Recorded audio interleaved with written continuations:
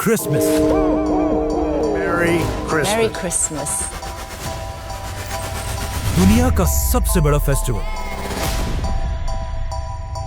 ये इतना बड़ा फेस्टिवल है कि मुसलमानों की ईदें जितना पैसा 10 साल में बनाती हैं, उससे भी ज्यादा पैसा क्रिसमस के सिर्फ 1 साल में बनता है। लेकिन आखिर ये क्रिसमस मनाया क्यों जाता है? क्योंकि आज दुनिया के सबसे बड़े रिलीजन क्रिश्चियनिटी का ये मानना है कि इसी दिन, क्रिसमस के दिन, जीसस ईसा अलैहिस्सलाम पैदा हुए थे। लेकिन अब क्वेश्चन ये है कि अगर यही दिन 25 दिसंबर ईसा अलैहिस्सलाम की बर्थडे है, तो फिर मुसलमान इसे क्यों नहीं मनाते? क्योंकि यहाँ पर एक बहुत बड़ी कंफ्यूजन है। आज से 2000 साल पहले ईसा अलैहिस्सलाम फलस्तीन के एक छोटे से शहर में एक मिरेकल से पैदा हुए। ये वो जमाना था जब फलस्तीन में तो यहूदी आबाद थे ही, लेकिन यहाँ पर यहूदियों की हुकूमत नहीं थी। हुकूमत उस वक्त की एक बहुत बड़ी सुपर पावर रोमन एम्पायर की थी। जब रोमन एम्पायर अपनी ताकत की पीक पर थी और यहाँ के बादशाह का नाम था सीजर ऑगस्टस, जो रोमन एम्पायर का सबसे ताकतवर बादशाह था। और इसके नाम को, ऑगस्टस को, आज हम सब बहुत अच्छी तरह जानते हैं, क्योंकि इसी ऑगस्टस के नाम पर साल के एक महीने का नाम भी रखा गया। जैसे ही ऑगस्टस अपनी ताकत की पीक पर पहुंचा, उसने वही गलती की जो हमेशा हर बादशाह इस पोजीशन पर पहुंचकर करता है। ऑगस्टस अपने आप को एक आम इंसान की बजाय एक खुदा, गॉड कहलवाने लगा और पूरे रोमन एम्पायर में लोगों से अपनी इबादत करवाने के लिए अपने नाम के टेम्पल्स बनवाए। अगर हिस्ट्री को देखा जाए, जब भी कोई शख्स इस लेवल की ताकत तक पहुंचता है, तो अल्लाह उसके गुरूर को तोड़ने के लिए बिल्कुल मूसा अलैहिस्सलाम की तरह एक माइटी प्रॉफिट भेजता है।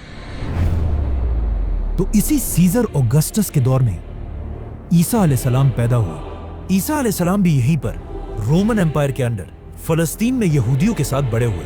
लेकिन ईसा अलैहिस्सलाम बचपन से अपनी एज के बाकी सारे नॉर्मल बच्चों से बहुत ही डिफरेंट थे, क्योंकि बचपन में एक बार ईसा अलैहिस्सलाम अपनी माँ मरियम के साथ एक बाजार में घूमते घूमते कहीं गायब हो गए और काफी ढूंढने के बाद भी वो पूरे बाजार में कहीं नहीं मिले।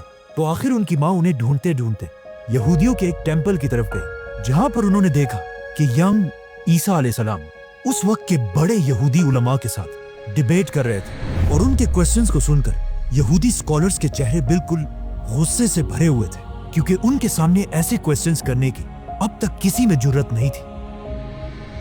इसी तरह ईसा अलैहिस्सलाम फलस्तीन में बड़े होते गए और आगे जाकर उन्हें अल्लाह की तरफ से एक बहुत ही यूनिक पावर मिली, जिसमें वो किसी भी बीमार शख्स को सिर्फ एक उंगली के टच से बिल्कुल ठीक कर देते थे।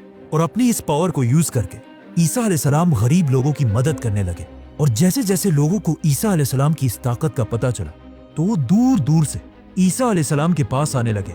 और इसी तरह आहिस्ता आहिस्ता ईसा अलैहिस्सलाम की पॉपुलैरिटी पूरे फलस्तीन में फैलने लगी।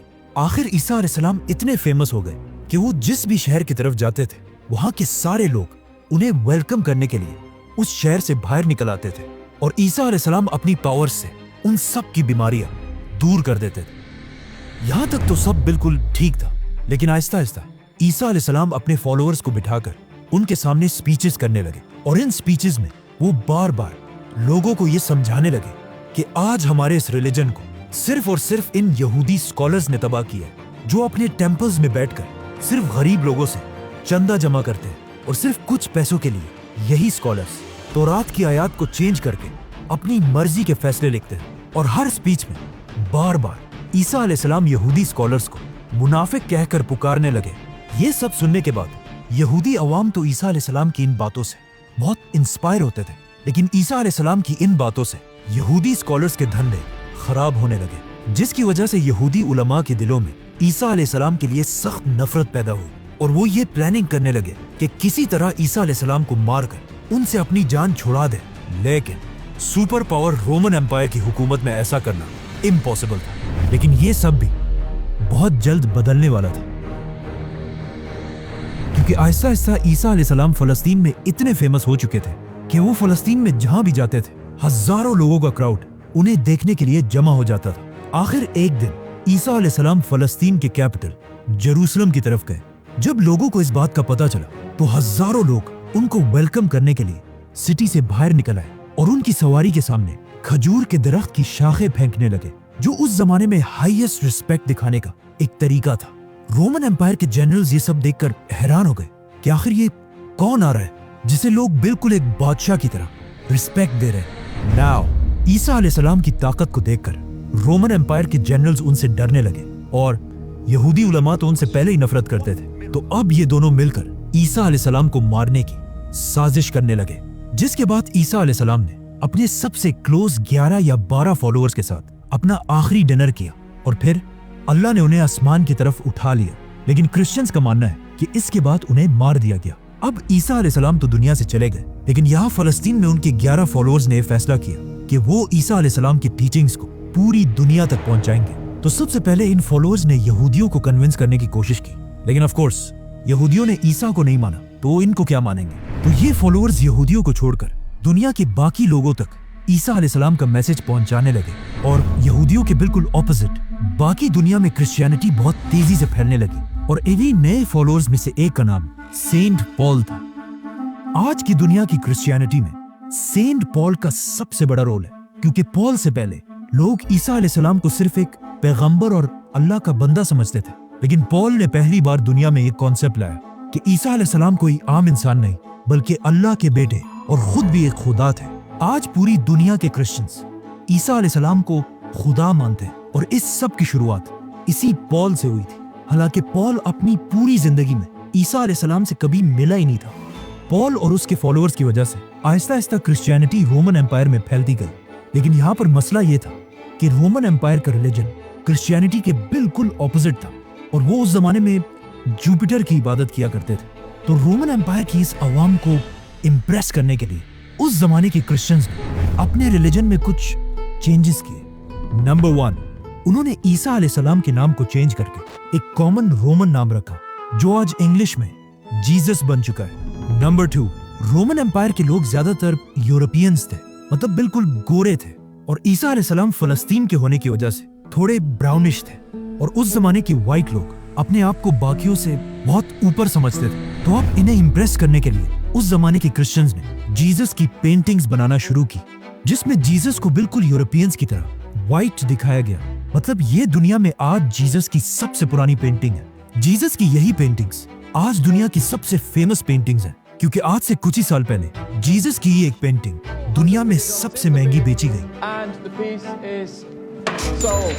$450 मिलियन में, और जिसे खरीदा किसने? Mohammed bin Salman is the actual buyer of a Leonardo for a record-breaking $450 million at the Let's come back to the story. Christianity में इन चेंजेस की वजह से Aahista Aahista Christianity Roman empire में बहुत तेजी से फैलने लगी और क्रिश्चियंस इतने बढ़ गए कि रोमन एम्पायर के बादशाहों ने सोचा कि अगर क्रिश्चियंस ऐसे ही बढ़ते गए तो ये तो हमारे रिलीजन जुपिटर के रिलीजन को बिल्कुल खत्म कर देंगे। तो आखिर रोमन एम्पायर के बादशाह ने फैसला किया कि अब क्रिश्चियनिटी को फैलने से रोकने के लिए हमें सारे क्रिश्चियंस को मारना होगा, जिसके बाद रोमन एम्पायर ने क्रिश्चियंस पर ऐसा जुल्म किया कि इस जुल्म को कुरान में भी डिस्क्राइब किया गया है कि जब रोमन एम्पायर के बादशाह के जुल्म से कुछ यंग लड़के भागकर एक गार केव में छुप गए और वहीं पर अगले 300 साल तक सोते रहे, जिन्हें असहाबे काफ कहा जाता है।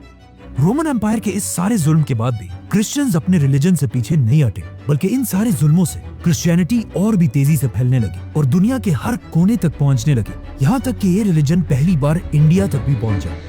आखिर ईसा अलैहिस्सलाम के 300 साल बाद क्रिश्चियनिटी इतनी पावरफुल हो गई कि रोमन एम्पायर के एक बादशाह कॉन्स्टेंटीन द ग्रेट ने अपने रिलीजन को छोड़कर क्रिश्चियनिटी में कन्वर्ट हो गए।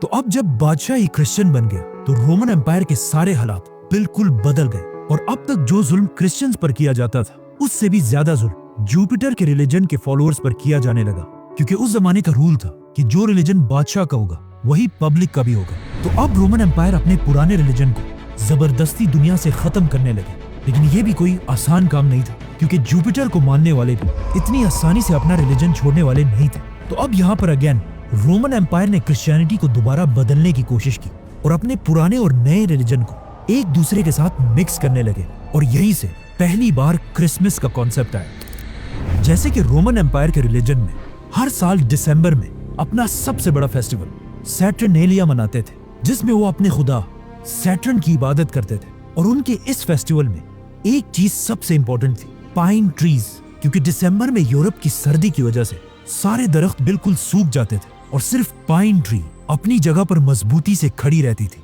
जिसे वो एक बहुत ही होली चीज समझते थे, और हर फेस्टिवल में इसी दरख्त के एक शाख को अपने घर में लाकर सजाते थे। तो अब रोमन एम्पायर ने अपनी पूरी सल्तनत को एक रिलीजन में जमा करने के लिए अपने पुराने रिलीजन से फेस्टिवल्स उठाए और अपने नए रिलीजन से जीसस क्राइस्ट और इन दोनों को मिला दिया और कहा कि जीसस क्राइस्ट दिसंबर के महीने के आखिर में पैदा हुए थे, और सारे क्रिश्चियंस को हुक्म दिया कि इस दिन को 25 दिसंबर को बिल्कुल पुराने रिलीजन की तरह जीसस क्राइस्ट की बर्थडे मानकर सेलिब्रेट किया जाए। और इसी तरह इन दोनों रिलीजन्स को मर्ज करने के बाद अब पूरी रोमन एम्पायर क्रिश्चियनिटी में कन्वर्ट हो गई। लेकिन आज दुनिया का कोई मुसलमान भी इस दिन को सही नहीं मानता, और कुरान में भी ईसा अलैहिस्सलाम की पैदाइश की स्टोरी बिल्कुल ऑपोजिट है, क्योंकि कुरान में है कि जब ईसा अलैहिस्सलाम पैदा हो रहे थे तो उनकी माँ मरियम के पास सिर्फ एक खजूर का दरख्त था, जिस पर उन्हें हुक्म दिया गया कि घबराओ मत और इस खजूर के दरख्त को हिलाओ ताकि इससे तुम्हारे लिए ताजा खजूर गिर सके और तुम्हें ताकत मिले। खजूर का दरख्त। अब मसला ये है कि दरख्त पर खजूर तभी बनते हैं जब सख्त गर्मी का मौसम हो, which means according to Quran ईसा अलैहिस्सलाम की पैदाइश जरूर गर्मी के महीनों में हुई होगी, और दिसंबर का तो कोई सवाल ही पैदा नहीं होता। और ये सिर्फ कुरान में ही नहीं बल्कि क्रिश्चियंस भी ये मानते हैं कि उन्हें ईसा अलैहिस्सलाम की पैदाइश के सही दिन का पता नहीं है। जो भी हो, अब पूरी रोमन एम्पायर क्रिश्चियनिटी में कन्वर्ट हो चुकी थी, और जैसे ही रोमन एम्पायर के लोग क्रिश्चियंस बने, ये वही टाइम था जब अल्लाह ने असहाबे काफ को अपनी लंबी नींद से उठाया और उन्होंने उठकर एक दूसरे से पूछा कि हम ज्यादा से ज्यादा कितने वक्त तक सोए होंगे। तो उनमें से एक ने कहा कि 1 या आधा दिन। लेकिन जब वो बाहर निकले उन्हें पता चला कि यहाँ तो सब कुछ बिल्कुल बदल चुका है। इसके बाद क्रिश्चियनिटी दुनिया का सबसे बड़ा रिलीजन बना, और आने वाले वक्तों में Roman empire, British empire, Spanish empire की वजह से आज तक क्रिश्चियनिटी दुनिया का सबसे बड़ा रिलीजन है।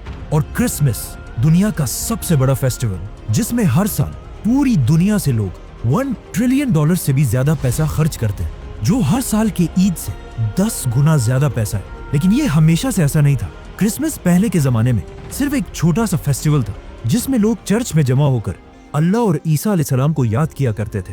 लेकिन आहिस्ता आहिस्ता लोग इस सब से बोर होने लगे, तो अब लोगों को दोबारा क्रिसमस की तरफ अट्रैक्ट करने के लिए कुछ लोगों ने क्रिसमस के इस फेस्टिवल में नई चीजें ऐड की, जैसे कि म्यूजिक, गाना, शराब। और क्रिसमस के इस फेस्टिवल में जो सबसे बड़ा एडिशन किया गया वो था सेंटा क्लॉज, जो पुराने जमाने में एक real Christian scholar saint Nicholas थे, जो अपनी जेनरोसिटी की वजह से पूरे क्रिश्चियंस में मशहूर थे।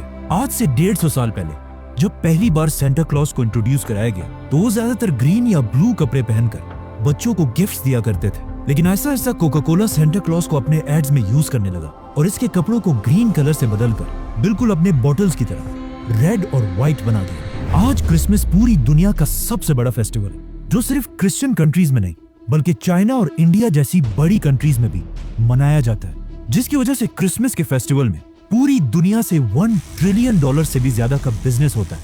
और ये $1 ट्रिलियन इतना ज्यादा पैसा है कि अगर मुसलमानों की 10 साल की ईदों को भी मिला दिया जाए तब भी वो 1 साल के क्रिसमस से कम बनते हैं।